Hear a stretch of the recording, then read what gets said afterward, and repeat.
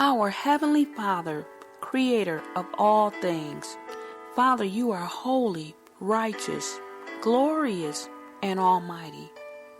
We give you all the honor, glory, and praise. In the name of Jesus, I pray. Amen.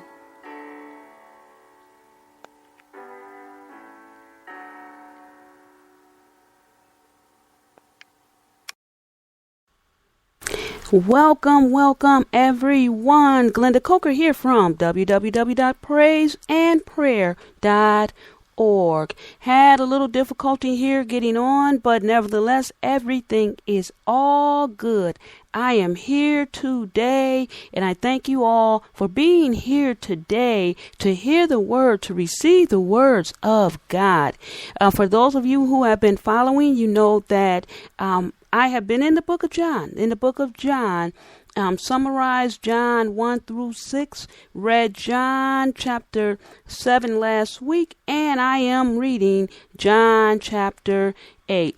Go ahead and let someone know to join the show right here. We are going to get your Bibles. We are going to get right into it. We are going to read John chapter 8, and this is all about Jesus, the wonderful things that Jesus has done for us, and the wonderful things that Jesus forgives sins. Jesus walked around the earth. He forgave sins. He blessed people. Jesus did so much while he was here on this earth.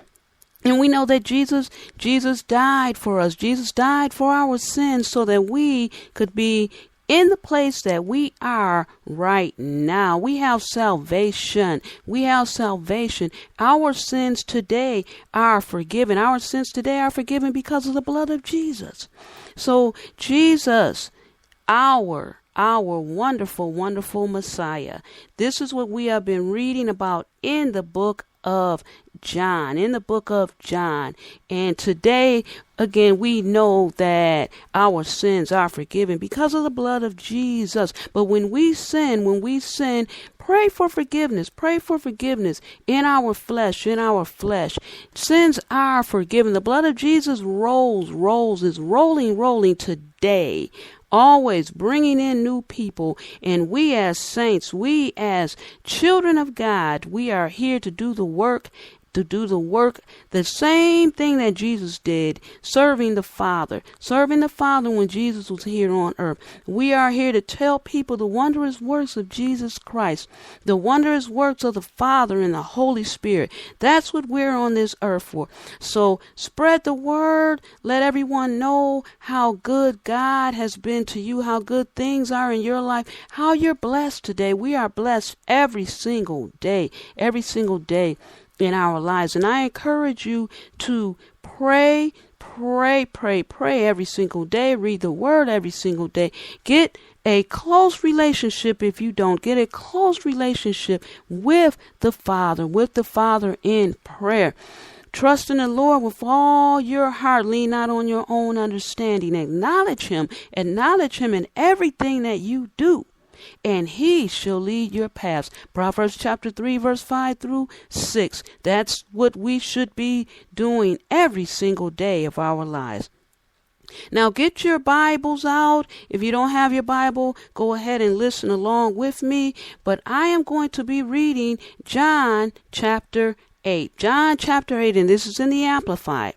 And beginning talking about the adulterous woman. That is the title here in the Amplified, the adulterous woman. So I will begin reading, starting with verse 1. But Jesus went to the Mount of Olives. Early in the morning, he came back into the temple court, and all the people were coming to him. He sat down and began teaching. Now the scribes and Pharisees brought a woman who had been caught in adultery. They made her stand in the center of the court. And they said to him, Teacher, this woman has been caught in the very act of adultery. Now in the law, Moses commanded us to stone such women to death. So what do you say to do with her? What is your sentence? They said this to test him, hoping that they would have grounds for accusing him. But Jesus stooped down and began writing on the ground with his finger. However, when they persisted in questioning him, he straightened up and said, "He who is without any sin among you, let him be the first to throw a stone at her." Then he stooped down again and started writing on the ground. They listened to his reply, and they began to go out one by one, starting with the oldest ones, until he was left alone, with the woman standing there before him in the center court. Straightening up, Jesus said to her, "Woman, where are they? Did no one condemn you?" She answered, "No one, Lord." And Jesus said, "I do not condemn you either. Go. From now on, sin no more." Hallelujah. I'll stop right there. Now, here they are, bringing Jesus, a woman, letting Jesus know, telling Jesus, which Jesus already knew, telling Jesus, teacher, this woman has been caught in the very act of adultery. This is what these Pharisees, they brought this woman to Jesus. And we know that the law back then was that such a woman, such an act like this woman was to be stoned to death. And when they asked Jesus what was he going to do, trying to trick Jesus up, here we go again. Jesus went through so many persecutions, so many things, and people were trying to trick him up. And he said, "He who is without any sin, he is who is without sin among you, let him be the first to throw a stone at her." That is verse 7. So in our lives today, I always say we see our lives in the scriptures. In our lives today, are there people accusing you of something? Are there people that are questioning your Christianity? Are there people watching, looking back and just looking? And are these same things that happened to Jesus, are these same situations happening to you today? See, this is why we get into the scriptures. This is why we read the scriptures. Perfect example here of Jesus. Saying no one can accuse anyone. There is sin. He who among you, let him be the first to throw the first stone. None of the Pharisees, none of them could throw the stone because they have sin too. No sin is greater than another. A sin is a sin.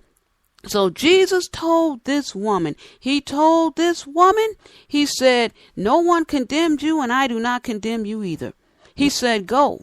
And from now on, sin no more." Hallelujah, hallelujah, hallelujah, hallelujah. We don't know what happened afterwards with this woman, but I do believe that she did not sin this way anymore. I'm sure this woman, definitely she was blessed, and I'm sure she tried her best to turn her life around. Hallelujah, hallelujah. As we read on, the next, starting with verse 1, the title of this is Jesus is the Light of the World. Once more, Jesus addressed the crowd. He said, "I am the light of the world. He who follows me will not walk in darkness, but will have the light of life." Hallelujah. Follow Jesus. He is the light of the world. He who follows him will not walk in darkness, but have the light of life. We are the light of the world. We are the salt of the earth. Hallelujah. Hallelujah. How light does our light shine as Christians? Are we helping others? Are we bringing others to the kingdom of God? And how are we doing it? Hallelujah. Hallelujah. We are here to encourage and help each other. Help each other. Then we go on to verse 13 and read. Then the Pharisees told him, you are testifying on your own behalf. Your testimony is not valid. Here they go again. Here they go again. Jesus replied, even if I do testify on my own behalf, my testimony is valid because I know where I came from and where I am going. But you do not know where I come from or where I am going. You judge according to human standards, just by what you see. I do not judge anyone, but even if I do judge, my judgment is true and my decision is right. For I am not alone in making it, but I and the Father who sent me make the same judgment. Even in your own law, it is written that the testimony of two persons is true, valid, and admissible. I am one of the two who testifies about myself, and my Father who sent me testifies about me. Hallelujah. Hallelujah. Jesus is coming right back, letting the Pharisees know, always preaching the word of the Father, always saying how he is true, what's going on with him, teaching the words of his Father, telling the Pharisees about the righteousness of himself. Hallelujah.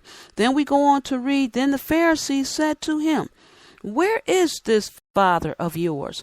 Jesus answered, you know neither me nor my Father. If you knew me, you would know my Father also. Jesus said these things in the treasury as he taught in the temple courtyard, and no one seized him because his time had not yet come. Then he said again to them, I am going away, and you will look for me, and you will die, unforgiven and condemned in your sin. Where I am going, you cannot come. So the Jews were asking among themselves, will he kill himself? Is that why he says, where I am going, you cannot come? He said to them, you are from below, I am from above. You are of this world, I am not of this world. That is why I told you that you will die, unforgiven and condemned in your sins. For if you do not believe that I am the one I claim to be, you will die in your sins. So they said to him, who are you anyway? Jesus replied, what have I been saying to you from the beginning? I have many things to say and judge concerning you. But he who sent me is true, and I say to the world only the things that I have heard from him. Jesus asked them again, what have I been saying to you from the beginning? They're asking the same thing over and over again, but here Jesus again here is doing more explaining. Reading along, they did not realize or have the spiritual insight to understand that he was speaking to them about the Father. So Jesus said, when you lift up the Son of Man on the cross, you will know then without any doubt that I am he, and that I do nothing on my own authority. But I say these things just as my Father taught me, and he who sent me is always with me. He has not left me alone, because I always do what pleases him. Hallelujah. Did you hear that? He says he always does what pleases his Father. We are to be more and more like Jesus, becoming more and more like Jesus every single day of our lives. We ought to try and give the best that we can be and help others and encourage each other also. Hallelujah. Reading right along. And he said these things. Many believed him. Many believed him. Now we're reading on. And the truth will make you free. The truth will make you free. Reading along. So that is the caption here in the Amplified, starting with verse 31. So Jesus was saying to the Jews who had believed him, if you abide in my word, continually obeying my teachings and living in them accordance with them, then you are truly my disciples, and you will know the truth, regarding salvation. And the